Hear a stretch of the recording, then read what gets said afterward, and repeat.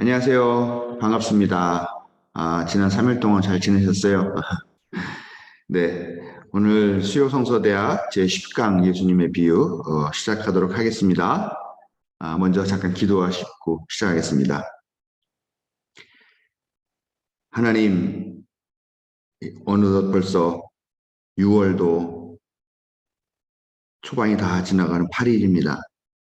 참 시간이 빠르게 지나간다라는 생각을 하는데 그렇게 시간 빠르다는 생각만 하면서 정작 우리의 삶을 온전히 채우지 못하고 또 그렇게 넋놓고 있다가 시간만 보내는 것이 아니라 지금 우리에게 주신 이 시간을 귀하고 소중하게 잘 사용하여서 하나님께서 기뻐하시고 또 우리들의 인간적인 성취들도 이루어가는 그런 귀한 시간 보내는 우리들이 되게 하여 주십시오. 하나님께서 우리에게 주신 이 귀한 시간이라는 선물을 잘 누리고 또 사용함으로써 우리가 합력하여 선을 이루는 귀한 열매를 맺는 하나님의 아들, 딸들이 될 수 있도록 언제나 우리 삶 가운데 함께 해주시기를 간절히 기도합니다.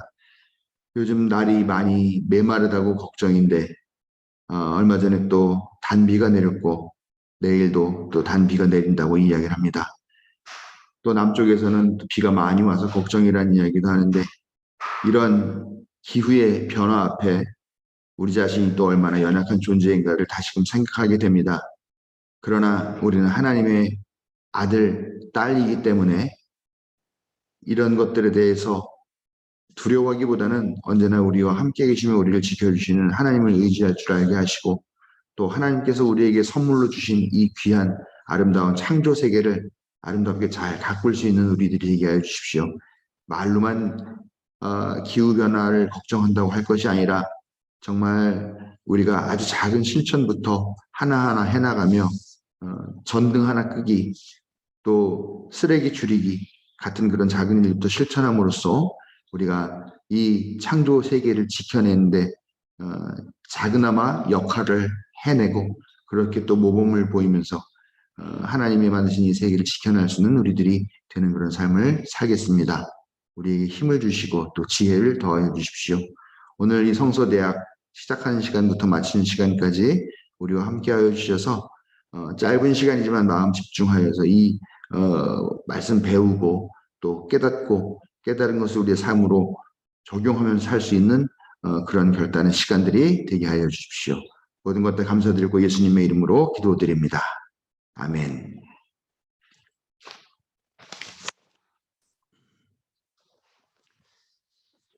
예, 오늘은 비유 탐구 세 번째로 빈 항아리라고 하는 비유를 공부를 하려고 합니다. 이 빈 항아리라고 하는 비유는 여러분께서 들으시면서 좀 생소하실 것 같아요. 왜냐하면은 성서에는 빈 항아리의 비유라는 게 없죠. 여러분들 다 성서를 읽어보셨으면 아실 텐데 없습니다. 이건 특별히 이 비유의 연구 예수의 비유 새로 듣기라고는 하는 이 책에서 다룬 내용인데요. 도마복음에 있는 비유를 또 여기 책 안에 넣어서 공부를 하더라고요. 그래서 그런 내용들을 같이 좀 보려고 이렇게 얘기를 합니다. 도마복음에는 총 13개의 비유가 나온다고 합니다. 도마복음 자체가 예수님의 어록집인데 예수님께서 하신 말씀들을 쭉 모으는 가운데에 또 비유들도 나오겠죠. 그래서 그 중에 비유가 13개가 있는데 그 중에 11개는 우리 복음서에 나오는 내용들과 겹치는 그런 비유들이라고 합니다. 근데 딱 2개만 이 도마복음에 독특하게 독립적으로 있는 그런 비유라고 하고요. 그 중에 하나가 지금 오늘 함께 보게 될 이 빈 항아리의 비유입니다. 그러면은 이게 어떤 내용인지 도마 97 그랬는데 아마 97번 말씀 정도 되는 것 같아요. 그래서 이 말씀을 한번 읽어보겠습니다. 아버지의 제국적 통치는 마치 가루가 가득 담긴 항아리를 가져온 한 여인과 같다. 여인이 먼 길을 걸어오는 동안 항아리 손잡이가 부서져 가루는 그만 여인이 걸어온 길 위에 다 흩어지고 말았다. 여인은 그 사실을 알지 못했다. 문제를 발견하지 못했던 것이다. 여인은 집에 도착해 항아리를 내려놓고서야 비로소 그것이 비어 있다는 사실을 알아차렸다. 네. 뭐 간단하죠. 내용은 여인이 가루가 가득 들어있는 항아리를 갖고 왔는데 항아리가 어디가 부서졌죠. 그 동안 오는 동안에 뭐 그 헨젤과 그레텔이 이렇게 뭐 숲속을 가면서 이렇게 뭐 조약돌을 던져놓고 가는 것처럼 줄줄줄줄 샜다는 거죠. 그러나 그 여인은 가는 동안에 그걸 전혀 몰랐죠. 그리고 집에 도착해가지고 내려놓고 보니까 항아리가 비어있네, 항아리가 부서졌네. 그때서야 알아차렸다. 그러면 뭐 단순한 내용이죠. 그런데 이거를 이 비유는 아버지의 제국적 통치는 마치 못못과 같다라고 하는 그런 내용으로 이게 하나님 나라의 비유의 하나로 그렇게 이야기를 하고 있습니다. 자, 그 우리가 도마복음 그러는데 이제 도마복음 말씀 많이 들으셨죠? 우리는 마태복음, 마가복음, 누가복음, 요한복음밖에 모르는데 도마복음이라는 게 있다고 이게 1945년도에 발견이 됐다라고 해요. 그러니까 연구한 지가 이제 얼마 정도 됐을까요? 한 70년 정도, 70년, 80년 정도밖에 안 되는 그런 연구를 그 정도밖에 못했음에도 불구하고 꽤 상태가 깨끗해가지고 요 내용들이 꽤 잘 보관이 되고 그래서 연구도 또 활발하게 되고 있는 것 같습니다. 저희가 옛날에 성서대학 할 때 그런 내용 많이 배웠죠. 정경화 뭐 이런 걸 배웠는데 그 예수님을 따르고 예수님을 이렇게 예수님의 제자들 중에서 예수님과 함께 있었던 그런 내용들을 글로 적은 사람들이 꽤 많이 있죠. 근데 그 중에서는 실제로 정말 마태, 마가, 누가, 요한, 복음 같이 그렇게 뭐 제자 혹은 제자의 어떤 그룹 또 제자들이 후에 만들어진 어떤 그런 공동체 이런 곳에서 복음서를 생산한 것도 있지만 많은 사람들이 그 신앙생활에 도움이 될 거라고 생각하면서 많이 그런 글들을 만들어냈죠.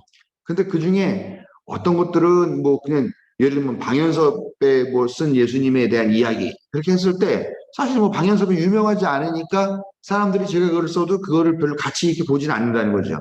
그러니까 그런 뭐 복음서 같은 거를 써놓고서 거기다가 뭐 베드로 복음이니 뭐 레위 복음이니 뭐 마태 복음이니 뭐 시몬 복음이니 뭐 이런 식으로 이름을 붙여가지고 많이 썼다라는 거죠. 그런데 그 중에서 그래도 사도들이 쓴 거라는 정통성이라든가 내용이 정말 신앙적으로 좋은 거라든가 실제로 예수님을 따라다니면서 보았을 가능성이 있는 사람들이든가 이런 사람들이 쓴 글들을 추리고 해가지고 그것을 정경으로 만든다는 거죠. 27권. 원래 그 전에는 좀 몇 권 더 있었는데 그러면서도 또 몇 권은 도태되고 해서 지금 우리에게 남겨져서 이것은 기독교의 경전이다라고 정한 거는 27권이라는 거죠. 근데 그 외에도 여러 개가 있는데 그 중에 하나가 이제 도마복음이에요. 이게 실제로 도마라는 그 제자가 쓴 것인지 아닌지를 확인할 수는 없습니다만 그러나 상당히 우리가 갖고 있는 이 복음서와 내용이 많이 겹치는 부분들도 있고 그러니까 이게 연구 가치가 있다 그래서 사람들이 이 도마복음을 많이 연구를 하고 있는데 의외로 이 도마복음의 내용이 괜찮다라는 거죠. 보통 보면은 이렇게 지난번에도 말씀드렸듯이 뭐 영적인 해석이라고 그래야지 뭐 알레고리라고 하는 것들 그런 거 없습니다. 그냥 예수님께서 하신 말씀만 딱 떼가지고 그 말씀만 있는 거죠. 근데 뭐 예를 들면은 뭐 선한 사마리아인의 비유 같은 경우만 하면 해도 그렇잖아요. 이렇게 뭐 사마리아인 가다가 뭐 강도 만나서 쓰러져 있는 사람을 만났는데 그 사람을 뭐 업고 가가지고 해가지고 뭐 동전 두 잎을 줬는데 이 동전 두 잎은 뭐뭐뭐다 그러면서 맨 마지막에 예수님이 자 이 셋 중에 이들 중에 누가 이 강도 만난 사람의 이웃이냐 이런 말씀을 하신다는 거죠. 그러면은 뭐 당연히 선한 사마리아인이 이웃이라고 하는 결론이 나오는 거고요. 그렇게 되면 이 비유 이야기는 다른 데는 전혀 쓸 수 없게 되는 그냥 이유 딱 나오잖아요. 누가 네 이웃이냐. 너도 가서 이웃이 되라. 이런 주제로 딱 끝나지만 사실은 그런 부분들은 그 후대에 좀 첨가된 부분이라는 거죠. 이 비유의 용도를 좀 명확하게 하기 위해서 주제를 명확하게 하기 위해서 첨가된 부분이라는 건데 예를 들면은 도마복음에 있는 경우는 그런 해석들도 없고 그런 군더더기도 없고 그냥 깔끔하게 말씀만 주로 들어있는 그런 내용들이 많이 있다는 거죠. 그리고 오늘 읽은 이 비유 같은 경우 빈 항아리 또 하나는 자객의 비유라고 있어요. 좀 이따가 나올 텐데요. 이 두 가지 같은 경우는 아주 독특하게 다른 복음서에는 없는데 도마복음서에만 있는 거죠. 그래서 다른 공간 복음서들의 비유들과는 구별되는 그런 독립성들이 있다라는 것이고요. 그래서 여기에서 군더더기가 최대한 덜 붙고 예수님의 말씀으로 시작해서 했던 말씀으로 딱 어록으로 딱 끝나는 걸로 봤을 때 매우 초기에 다른 불순물들이 들어오지 않은 그런 초기에 있는 그런 말씀들을 수집해가지고 작성한 것이 아닌가라고 보는 거고요. 또 지혜에 많은 관심이 있습니다. 오늘도 지금 좀 전에 보면은 여기에 보면은 빈항아리 비유에서 그 사실을 알지 못하였다, 문제를 발견하지 못하였다. 그러니까 알아차리지 못했다, 깨닫지 못했다. 이런 내용들이 많이 나오는 게 특히 이 도마복음서가 지혜에 많은 관심이 있다. 어떤 영적인 지혜라든가 영적인 지식이라든가 이런 거에 좀 관심이 많은 그런 내용들을 반영한다라고 볼 수 있는 거죠. 그게 바로 아무튼 이 도마복음의 특징이다라는 것을 생각하시면서 오늘 말씀을 보시면 되겠습니다. 자, 빈항아리 비유의 위치 그랬어요. 도마복음에서 이 빈항아리의 비유는 이렇게 쭉 이야기가 나오는데 비유가 세 개가 나란히 나온다고 합니다. 그래서 그게 누룩의 비유죠. 지난번에 우리가 배웠었죠. 가루 섬 아래 누룩을 숨겨놓는 여인의 이야기. 그래서 작은 것이 뭐 크게 부풀기도 하는 거고 또 누룩이라고 하는 것들이 별로 좋은 이미지는 아니지만 그것을 통해서 하나님의 나라가 무엇인가에 대한 좀 약간 생뚱맞고 전혀 좀 다른 느낌으로 좀 사람들의 기대와 예상을 뒤집어 엎는 그런 비유를 했다 그랬는데 아무튼 그 누룩의 비유와 그 다음에 빈 항아리의 비유가 있고 그 다음에 마지막으로 자객의 비유 이렇게 세 개가 나란하게 있다고 그래요. 그래서 이 빈 항아리의 비유와 자객의 비유는 아까 말씀드린 대로 복음서 안에는 없죠. 정경 중심으로 되어 있는 그런 복음서들 거기에는 이 두 가지 이야기는 빠져 있는데 이 두 개가 이야기가 있다고 그래요. 그러면서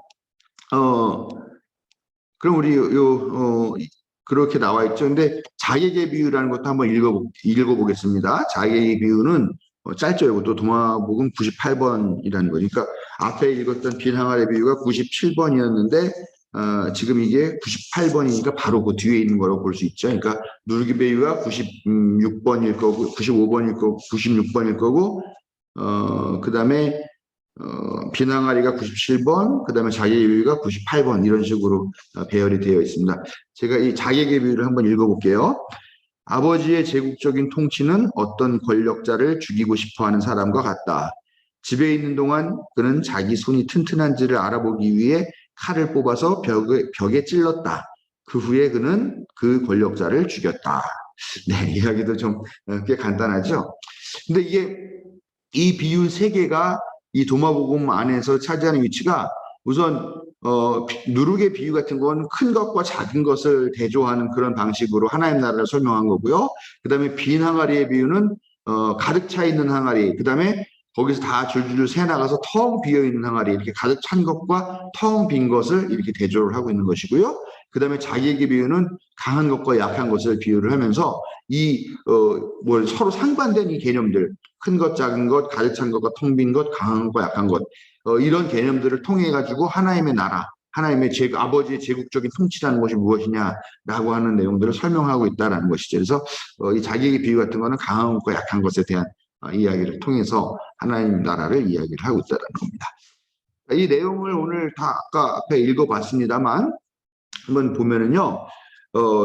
아까 말씀드린 대로 큰 것과 작은 것, 가득 찬 것과 텅 빈 것, 강한 것, 약한 것 이렇게 세 가지가 3부작이 있는데 여기서 보면 누룩은 작은 것이 큰 것이 된다라고 하는 그런 주제를 갖고 있지만 이 자객의 비유 같은 것은 약한 것이 강한 것이 된다. 그래서 힘이 있는 것을 확인하고 나중에 권력자를 암살하는데 성공했다라고 해서 강한 것을 이야기하는 거죠. 그런데 오늘 읽은 이 이야기는 뭐냐면은 가득 찬 것과 텅 빈 것이 있는데 하나님 나라를 가득 찬 것이 아니라 텅 빈 것으로 설명을 하고 있다. 즉 무엇인가를 상실했다. 무엇인가를 잃어버렸다. 텅 비어버렸다라고 하는 그런 이야기를 가지고서 하나님 나라를 설명하고 있다는 겁니다. 그리고 또 아까 말씀드린 대로 알아차리지 못한 것, 깨닫지 못한 것에 대한 것들을 계속 반복적으로 이야기를 합니다. 그러면서 하나님의 나라라는 것, 하나님의 아버지의 제국적 통치라는 것이 알아차리지 못했다, 알아차리지 못했다, 그렇게 알아차리지 못하는 가운데 부지불식간에 하나님 나라가 우리에게 다가온다라고 하는 그런 이야기를 하고 싶어 한 것 같은 거죠. 그런데 문제는 뭐냐면 그렇게 하나님 나라가 오는 것을 알아차리지 못한다 하더라도 그럼 왜 하나님 나라를 빈 항아리로 설명을 했느냐라는 겁니다. 이게 좀, 난점이죠. 해석하는데.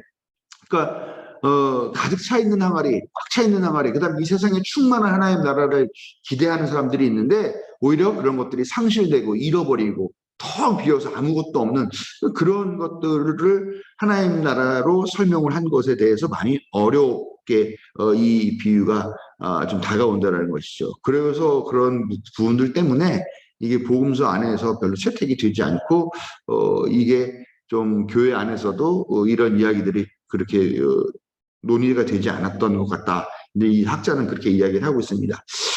즉 결론적으로 말하면 이 항아리, 빈 항아리의 비유를 통해서 하나님 나라라는 것은 뭐냐? 하나님 아버지의 제국적인 통치라는 것은 뭐냐?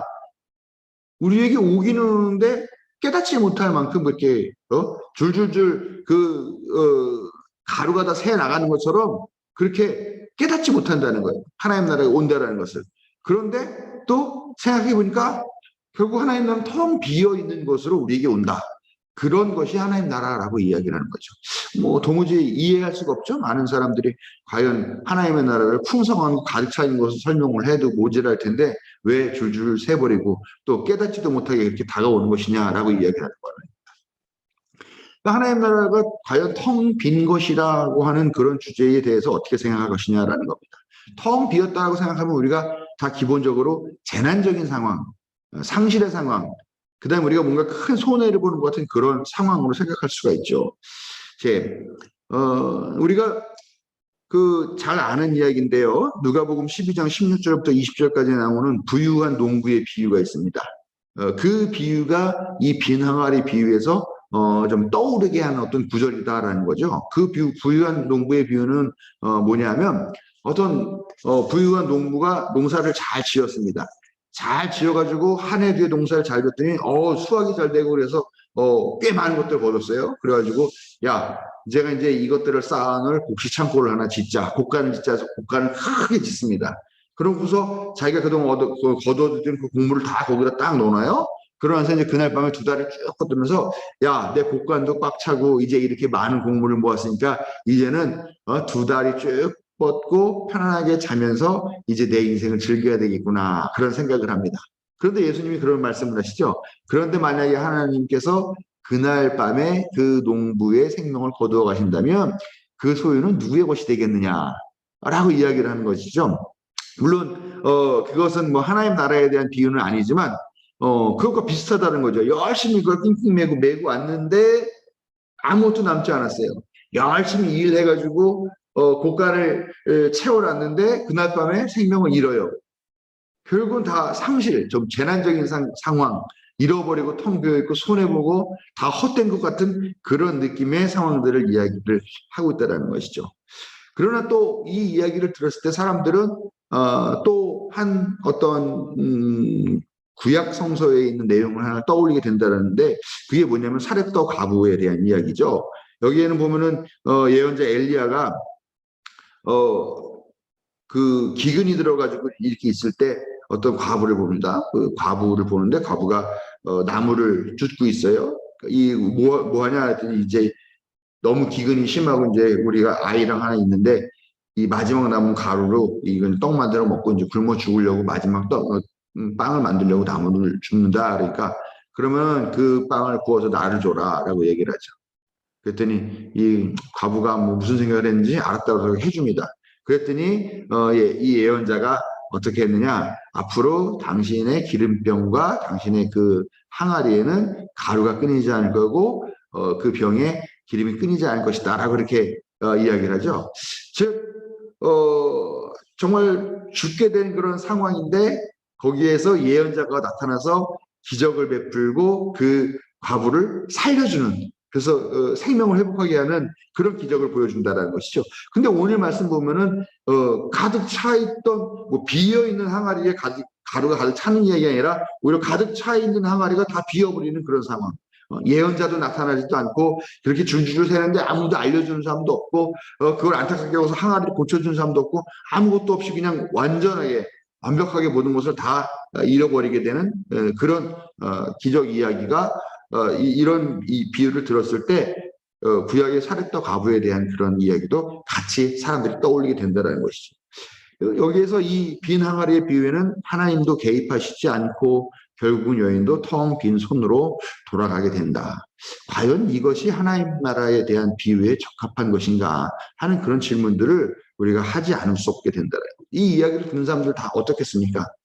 다들 와가지고 하나님 나라라는 것은 그 과부의 항아리처럼 텅 비어있는 그런 항아리가 어떤 하나님이 개입하시고 은혜를 베푸셔서 빈 항아리가 가득 차는 것처럼 되고 비어있는 기름병이 꽉 차 있게 되는 거고 해야 될 텐데 이게 뭐야? 열심히 일해 나가지고 곡식은 많이 만들어 놓고서 곡간 새로 지어놨는데 그날 밤에 데리고 가시는 그런 이야기가 뭐가 달라? 그런 게 과연 하나님 나라라고 하는 그런 당혹한 마음들을 가질 수밖에 없는 그런 도전을 하는 비유라는 것이죠. 자, 그럼 이 비유의 의미는 무엇인가? 하나님 나라는 가득 찬 것이 아니라 텅 빈 것이라는 겁니다. 텅 빈 것이 뭘까? 다들 꽉 차 있는 것을 기대하고 있는데 텅 빈 것을 하나님의 나라라고 이야기한다. 그리고 이 텅 빈 것이라는 것은 상실, 잃어버린 것이다. 과연 하나님 나라가 당신들이 생각하는 것 같은 그런 당신들의 가치관에 있어서의 그런 좋은 것, 복이라고 생각하는 것, 은혜라고 생각하는 것, 그런 것일까라고 하는 질문을 던지는 겁니다. 또 하나님 나라는 다가오는 것을 우리가 보면서 하나님 나라가 여기에 있다 저기 있다라고 얘기하거나 하나님 나라가 저기 오는 게 보이네 라고 말하는 그런 어떤 관찰하고 알아챌 수 있는 건 가능성이 있느냐? 그것마저도 없다 라고 이야기를 하는 것이죠. 이 이야기를 들으면 우리가 궁금하게 생각을 해보게 되겠죠. 과연 우리에게 하나님 나라라는 것은 뭘까? 우리가 생각했던 것과는 완전히 다르구나. 그러나 또 한편 생각해보면 하나님 나라라든가 우리가 우리의 인생에 대해서 생각하고 있던 것들이 뭔가로 꽉 차 있어요. 꽉 차 있어. 이런 모습이어야 하고 이런 모습이어야 되고 나는 어떤 것들을 원하고 하는 그런 것들이 꽉 차 있어서 오히려 그 빈자리에 하나님 나라가 들어올 여지가 없는 것. 그래서 우리가 생각하는 하나님 나라는 꽉 차 있는 것, 그래서 실제 진짜 하나님의 나라가 들어올 자리가 없는 그런 하나님의 나라라고 하는 생각도 있다면 오히려 그런 것들을 깨는 것이죠. 너희가 생각하는 꽉 찬 것이라고 하는 그런 하나님 나라라는 것은 사실 의미가 없다. 하나님 나라는 오히려 텅 빈 것처럼 온다. 너희들도 텅 빈 존재가 되어야 되지 않겠느냐. 그리고 그렇게 텅 비어 있을 때 오히려 거기에서 하나님 나라가 역할하지 않겠느냐. 라고 하는 그런 도전을 주는 그런 의미가 있지 않겠느냐라는 것이죠. 여기 보면은 누가복음 17장 20절부터 21절 있습니다. 읽어보겠습니다. 바리새파 사람들이 하나님의 나라가 언제 오느냐고 물으니 예수께서 그들에게 대답을 하셨다. 하나님의 나라는 눈으로 볼 수 있는 모습으로 오지는 않는다. 또 보아라 여기에 있다 또는 저기에 있다 하고 말할 수도 없다. 보아라 하나님의 나라는 너희 가운데에 있다. 하나님의 나라는 보이지가 않아요. 이런 모습이다 저런 모습이다 저기에 있다 여기 있다. 그러니까 여기 이리저리 휩쓸려 다니면서 거기 하나님 나라를 따라다니지 말고 하나님 나라가 여기 있다고 하는 사람의 말도 믿지 말아라. 오히려 하나님 나라는 너희 가운데 있다라고 그렇게 말하고 있죠. 누가복음 이 말씀인데 이 말씀도 도마복음에 비슷하게 나옵니다. 여기는 뭐라고 말하느냐 읽어보겠습니다. 제자들이 그에게 말했다. 하나님 나라는 언제 옵니까? 기다린다고 해서 오지는 않을 것이다. 보아라 여기 있다 혹은 보아라 저기 있다고도 말할 수 없다. 오히려 아버지의 나라는 땅에 널리 퍼지겠지만 사람들은 그것을 알지 못한다. 이 도마복음에 있는 말씀이 오늘 있는 비유의 말씀이랑 좀 더 가깝죠. 그러니까 사람들이 다 하나님 나라라고 하는 것들에 대한 어떤 모습을 상정을 해놓고 그런 하나님 나라를 기다리고 그것이 하나님 나라야 아니야 라고 갑론을박을 하는데 그것이 다 틀렸다는 것이죠. 하나님 나라는 우리의 욕심대로 움직이는 그런 나라, 우리의 기대에 부응하는 그런 나라가 아니라 하나님의 뜻대로 오시는 나라예요. 그리고 어쩌면 하나님 나라가 이미 아까 우리 이 누가복음에서 이것은 하나님 나라는 너희 가운데 있다라고 말한 것처럼 이미 우리에게 와 있을지도 모른다는 거죠. 도마복음도 꼭 똑같이 말하죠. 하나님 나라는 땅에 널리 퍼지겠지만 사람들에서는 그걸 알지 못한다. 자, 하나님의 나라는 우리가 생각하는 것 같은 그런 모습은 아니에요. 꽉 차 있지 않고 오히려 잃어버리고 상실하고 재난 같은 그런 상황같이 느껴질 수도 있습니다. 그러나 보시면 아시겠지만 항아리를 이 메고 올 때 거기서 이미 줄줄줄줄 새가지고 오는 길에 떨어졌어요. 자, 하나님 나라는 우리가 알지 못해요. 어떻게 오는지 모릅니다. 밀가루가 새는 것처럼 알지 못합니다. 그러나 그것이 이미 땅에 떨어져서 퍼졌습니다. 부지불식간에 오시는 것이 하나님 나라이고 우리가 알지 못하는 사이에 이 세상 가운데 스미듯이 퍼져서 이미 떨어져서 그 길가에 뿌려진 것처럼 그렇게 스며 있고 퍼져 있다라는 것이죠. 우리의 눈에는 보이잖아요. 어떤 신적인 예입이 있는 것 같지도 않습니다. 그리고 우리 눈에는 잃어버린 것 같고 상실된 것 같고 우리가 하는 걸 다 흩어져 버리고 땅바닥에 쏟아뜨려 버린 것 같이 다 헛된 일처럼 보이는 우리의 가치관에는 그렇게 아깝고 허무하고 쓸데없고 또 우리가 원하지 않는 것 같은 그런 느낌일지 모르고 우리가 바라는 어떤 하나님 나라는 저기 있는 그런 마음일지 모르겠지만 그러나 하나님의 나라는 그런 생각들을 완전히 뒤집어 엎어버리는 나라. 우리가 모르는 사이에 조금씩 조금씩 그 가루가 새서 그 길가에 퍼져 있는 것처럼 우리도 모르는 사이에 이렇게 스며들듯이 우리 안에 있는 땅에 널리 퍼지겠지만 그러나 우리는 알지 못하는 거죠. 문제는 뭐냐? 이미 그렇게 세상에 퍼져 있는 하나님 나라가 있는데 우리는 우리의 생각 때문에 그 하나님의 나라를 제대로 알지도 못하고 보지도 못하게 되지 않겠느냐. 여기에 대해서 우리에게 질문을 던지면서 우리의 욕심으로 가득 채우려고 하는 그런 하나님 나라가 아니라 오히려 텅 비어 있어서 우리의 텅 비어 있는 그 항아리에 하나님의 나라가 들어올 수 있게 하는 그런 하나님 나라에 대한 상을 갖는다면 그런 이미지를 갖는다면 오히려 우리가 그 하나님 나라를 보게 되지 않겠는가라고 하는 그런 좀 현대의 논리학으로 보면 앞뒤가 맞지 않는 것 같은 그런 이야기지만 그런 이야기를 통해서 하나님 나라가 어떤 것인지를 우리에게 전해주는 것이 오늘 함께 나눈 이 빈 항아리의 비유다라는 것을 그렇게 기억하시면 되겠습니다. 네, 예, 좀 어찌 보면 좀 낯설고 그런 비유일 텐데요. 그래도 이런 비유가 또 우리 이야기를 통해서 또 하나님 나라에 대한 우리의 생각들을 좀 새롭게 하는 그런 계기가 됐으면 좋겠습니다. 네, 오늘 이야기 여기까지 하겠습니다. 혹시 궁금한 것이 있으면 주일날 또 질문해 주시고요. 오늘 이렇게 또 함께 참여해서 이야기 들어주셔서 고맙습니다. 네, 주일날 뵙겠습니다. 안녕히 계세요.